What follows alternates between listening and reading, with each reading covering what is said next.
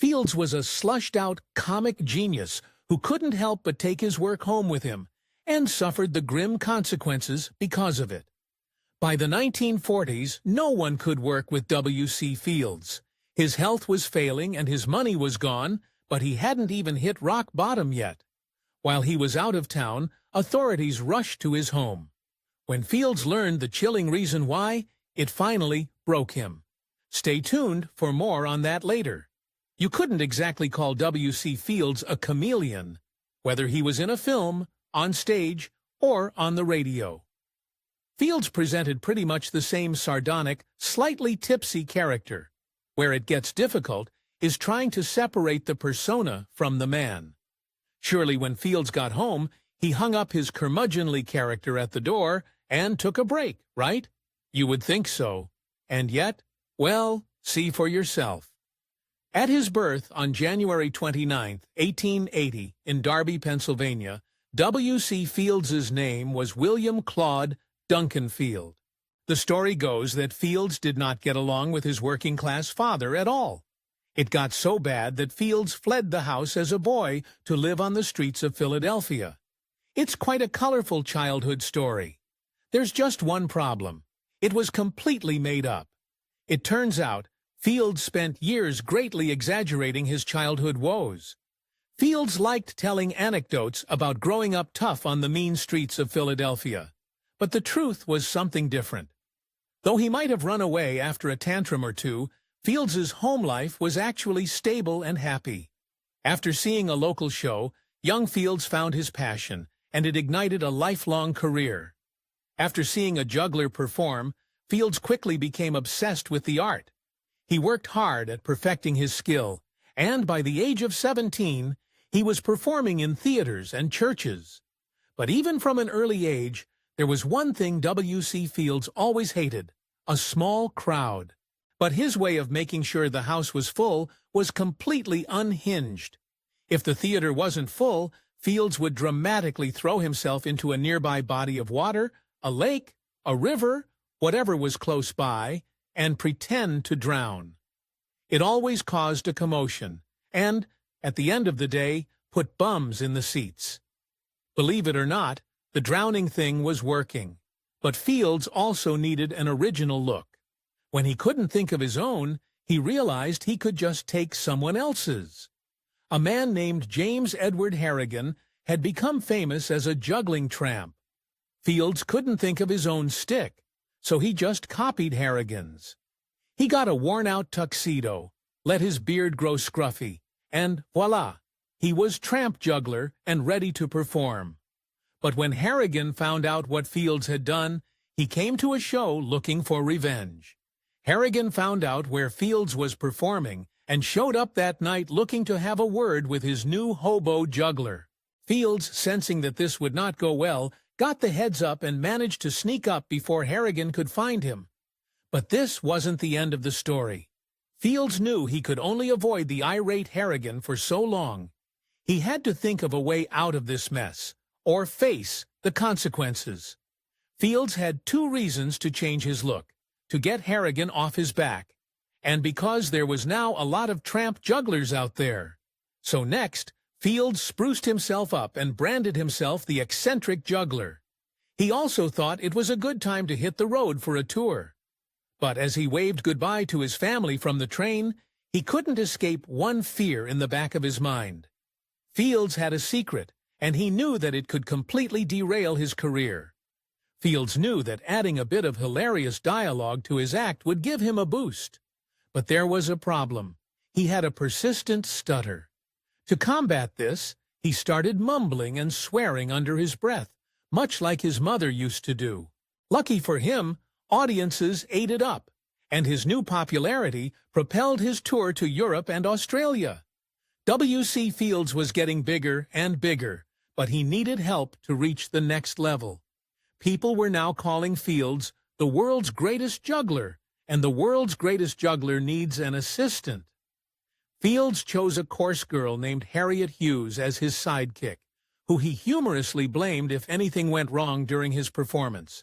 But they didn't just keep it professional. It wasn't long before Fields gave Hughes a romantic promotion from sidekick to wife. Fields's popularity got him to work on Broadway in The Ham Tree. This was going to be a huge leap. Fields had only mumbled words on stage to this point, and now he was going to have to say actual written words of dialogue in front of a Broadway audience. But W.C. Fields was ready for the challenge. With practice and patience, Fields managed to keep his stutter under control. In 1904, the Fields had a son, and Hughes saw this as an opportunity to get her husband to settle down and find a real job, but she had her work cut out for her. After a few years of debating, Fields finally made a decision. He chose showbiz over his wife and son. He said goodbye to his little family with an agreement to make regular payments. While he was saying goodbye to his wife and child, he said goodbye to something else. He loved it dearly. When Fields joined the Ziegfeld Follies Revue on Broadway, he finally quit juggling, but he just replaced the balls with billiard balls. He started performing a new show that used a specially made billiards table and strangely shaped cues. This rigged equipment let Fields wow audiences with amazing and hilarious trick shots, but Fields got an even better reception from one of his co-stars. Fields's Follies act attracted showgirl Bessie Poole. He was still married, so he and Poole could go no further than boyfriend and girlfriend. This didn't stop them from having a child, who they named William Rexford Fields Morris. Fields apparently never saw his son, not even once. He had only one focus, his career. Poole had a career too, so she had a heartbreaking decision to make. Poole was basically a single mom, as Fields, the father of her child, was still married to his first wife. Poole realized that having a kid would hinder her passionate pursuit of fame. She happened to know a couple who had no children, and she handed her son over to them. Fields and Poole went off to find fame, leaving their baby behind them. Fields was back on Broadway in a show called Poppy. Here he plays a grifter who adopts an orphan and teaches her his ways. Playing a con artist appealed to Fields, and he decided to integrate it into his stage persona. Well, as we know, a new persona required a new look. Instead of coming up with his own, he once again looked for one he could borrow. Around this time, there was a comic strip called Ally Sloper. Sloper was also a con artist, and he had a very identifiable wardrobe. He always wore a top hat, a coat, and carried a cane. Fields adopted this costume as his own and never looked back. So far, Fields had borrowed 2 looks from others. That means you could call what Fields did next the definition of irony. Fields suddenly realized that if you could borrow other people's ideas, then someone might try to borrow his. He put a large ad and variety, warning any borrowers that they'd face his lawyers if he caught them using his material. After a successful film version of Poppy, there was That Royal Girl. Fields was a last-minute addition to bring comic relief to the film. The joke was that Fields' character was almost constantly inebriated. This gave Fields an idea. It might be funny for his ongoing con artist character to be a heavy drinker. He had no idea what he'd just stumbled upon. Fields's inebriated character found huge success in silent movies, which he made in New York. When Paramount decided to move its entire operation to the West Coast, Fields had to choose between Broadway and Hollywood. The Sunshine of California won out, and Fields got ready to move. Fields wanted to arrive in Hollywood a free man, so he had to dump his girlfriend, Poole. He heartlessly had her sign an affidavit saying he was not the father of her child, for which he paid her $20,000. While Fields did support his son until the boy turned 19, when asked about Poole thereafter, he denied even knowing her. When Fields arrived in Hollywood, Paramount partnered him up with Chester Conklin, an actor and friend of Charlie Chaplin and Mabel Normand. Fields likely thought he'd take Hollywood by storm. He was in for a rude awakening. His first films were all financial failures. Notably, these failures were all silent films, and it came out later that Fields had a very weird habit when making them. When Fields made silent films, he did something very odd. He insisted on wearing a very cheap fake mustache. When asked later, Fields said he spitefully wore it because audiences hated it. Okay, so this could be the part of the reason his silent films flopped. In 1932, Fields got a role in $1 Million Legs, which some have called the funniest movie ever made. Other critics call it silly, odd, and artless. The story is about a president of a fictional country entering the 1932 Olympics because he has strong legs. Believe it or not, it wasn't a smash hit. Fields was desperate to succeed in Hollywood, and he'd go to absurd lengths to do it. In 1933, Fields joined an ensemble cast for the film International House. While filming a scene in a hotel lobby, a chandelier started swaying. Then a lamp fell, and everything started shaking. The cameras were rolling when the earthquake struck, and you can see Fields calmly getting his fellow actors off the set to safety. That earthquake claimed 120 lives in the end, so when Paramount saw the footage, they hatched a plan to make some money. Paramount lucked into gold with their footage of a startled cast dealing with an earthquake. They released it for newsreels across the country, earning International House some amazing publicity. As the hero of the footage, Fields definitely came out of it looking pretty great too. But once again, it was all a lie. Years later, when the truth came out, it was clear that Fields had not earned hero status at all. The truth was that Fields and the director had faked the earthquake scene. They rigged the chandelier, knocked the lamp over, and shook the camera, exploiting a real tragedy for some free publicity.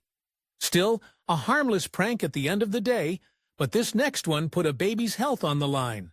In 1934, Fields was making the old-fashioned way with child star baby Leroy.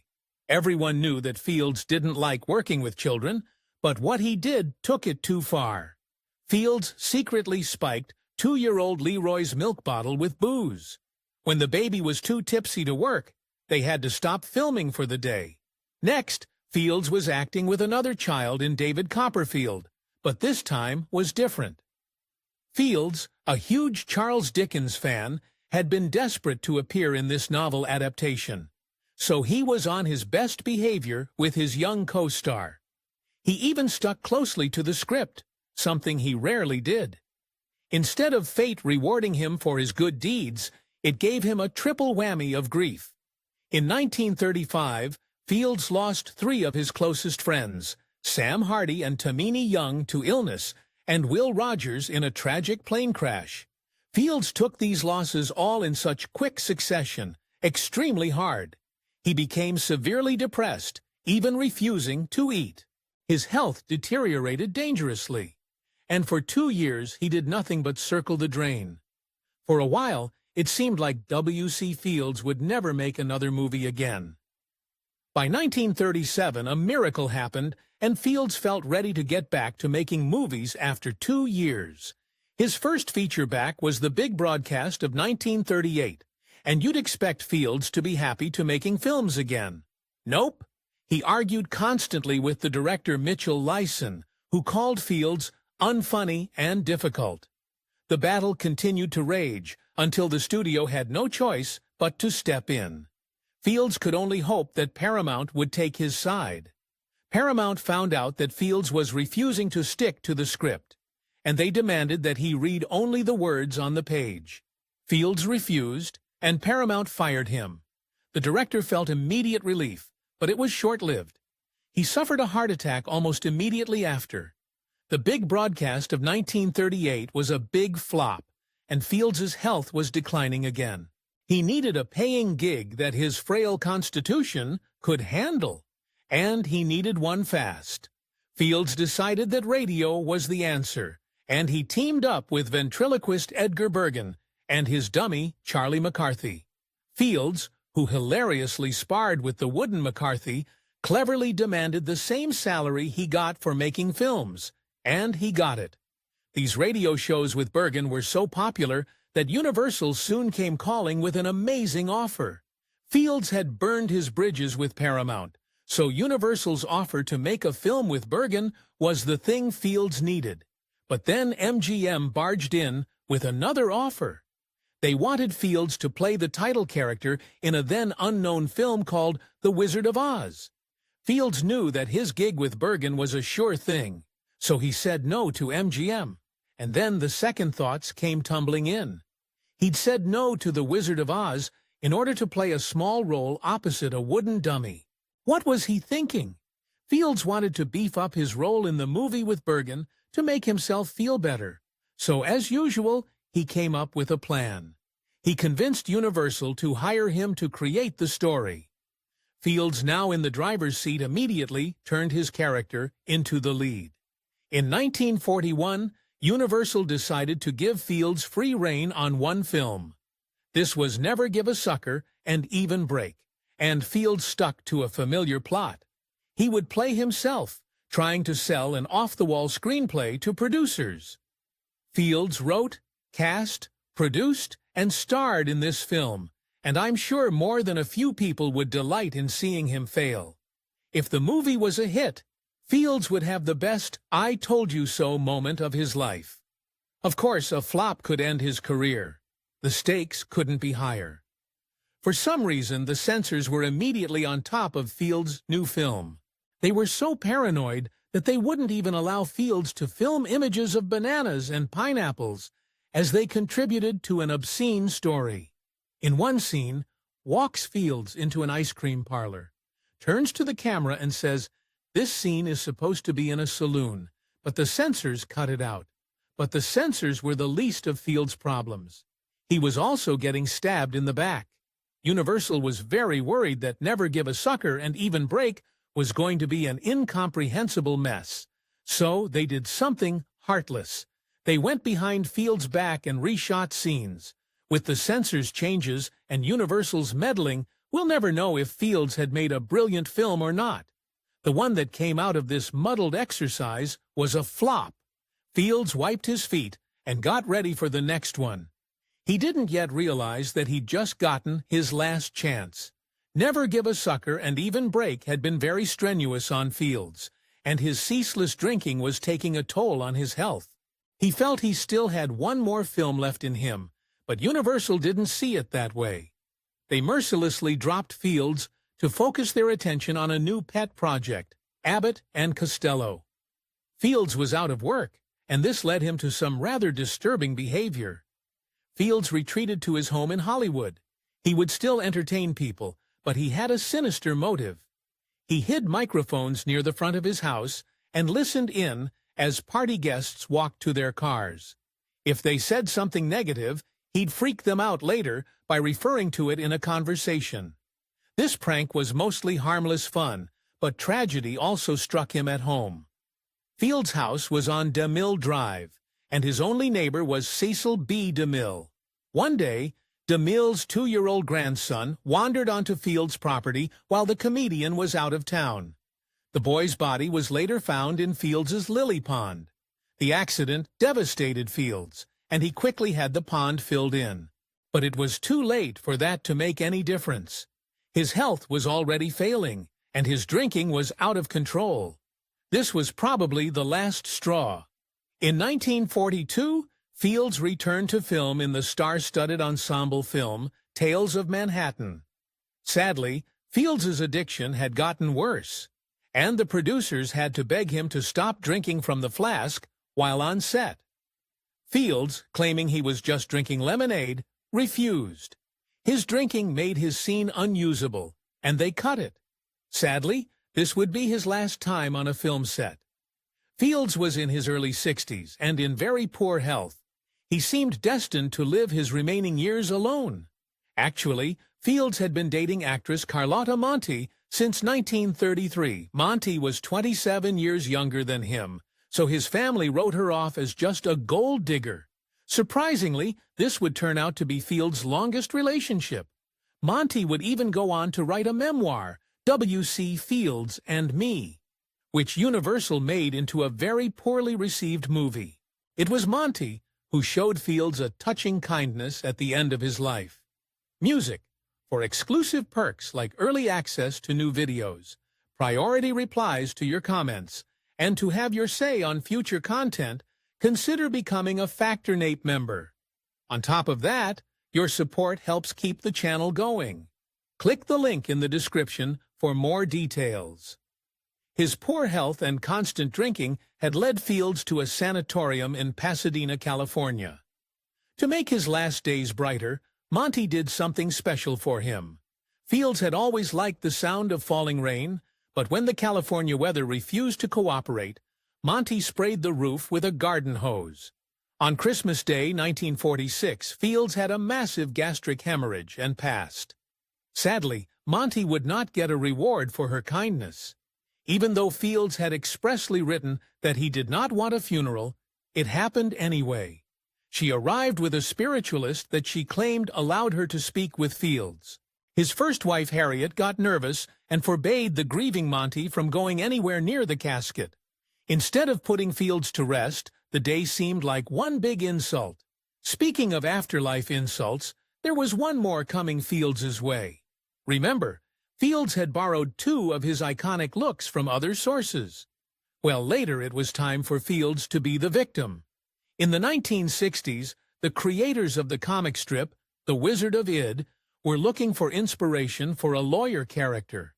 They not only completely copied Fields' trademark look, they did something even worse. So The Wizard of Id had a lawyer character that looked an awful lot like Fields. When they needed a name for the character, they callously stole from Fields again. One of Fields' many pseudonyms was Larson E. Whipsnade. Well, in The Wizard of Id, it became Larson E. Pettifogger. The joke is that larceny sounds like larceny, which, of course, means theft. If you enjoyed this Factinate video, give it a thumbs up and subscribe for more incredible stories. Want to say in who we cover next? Join our membership program through the link in the description for exclusive perks. Your support means everything to us. Thanks for watching, and we'll see you on the next one.